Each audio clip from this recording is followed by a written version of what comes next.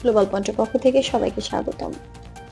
Iran সম্প্রতি সফলভাবে নতুন একটি স্যাটেলাইট উৎক্ষেপণ করেছে, যা আন্তর্জাতিক অঙ্গনে ব্যাপক আলোচনা সৃষ্টি করেছে।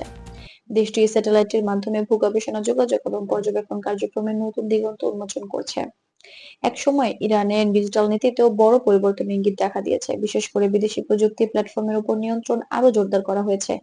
এর মধ্যে রয়েছে গুগল সার্চ, জিমেইল এবং গুগল ম্যাপস এর ব্যবহার নতুন সীমাবদ্ধতা।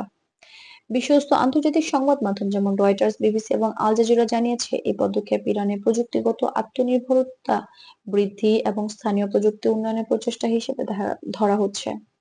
বিশ্লেষকরা মনে করছেন, স্যাটেলাইট উৎক্ষেপণের আঞ্চলিক প্রযুক্তির সক্ষমতার প্রতিফলন। ইরান এটি ব্যবহার করে সমুদ্রপথ, যোগাযোগ ব্যবস্থা এবং আঞ্চলিক পর্যবেক্ষণ কার্যক্রম আরো কার্যকর করতে পারবে। ইরানের এই পদক্ষেপ আন্তর্জাতিক প্রযুক্তি ও বাণিজ্যিক পরিবেশেও প্রভাব ফেলছে।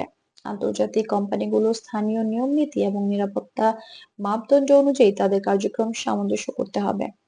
সরকারি তথ্য অনুযায়ী গুগল সহ অন্যান্য বিদেশি প্ল্যাটফর্মে সীমাবদ্ধতা মূলত ডেটা নিরাপত্তা এবং স্থানীয় প্রযুক্তি বিকাশ নিশ্চিত করার জন্য। এতে দেশীয় প্রযুক্তি প্রতিষ্ঠানগুলোকে সাপোর্ট করার পাশাপাশি জনসাধারণের নিরাপদ অনলাইন কার্যক্রম নিশ্চিত হবে।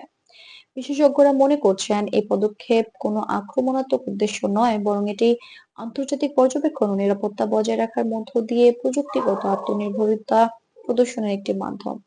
ইরানের প্রযুক্তিগত অগ্রগতি এবং ডিজিটাল নীতির পরিবর্তন পুরো বিশ্বের নজর কাড়ছে। আন্তর্জাতিক পর্যবেক্ষকরা সতর্কভাবে পরিস্থিতি পর্যবেক্ষণ করছেন, যাতে কোনো অপ্রত্যাশিত পরিস্থিতি সৃষ্টি না হয়। সব মিলিয়ে বলা যায়, ইরানের নতুন স্যাটেলাইট উৎক্ষেপণ এবং প্রযুক্তি নীতির পরিবর্তন দেশীয় সক্ষমতা বৃদ্ধি এবং আন্তর্জাতিক পর্যবেক্ষণ নিশ্চিত করার জন্য গুরুত্বপূর্ণ পদক্ষেপ হিসেবে ধরা হচ্ছে।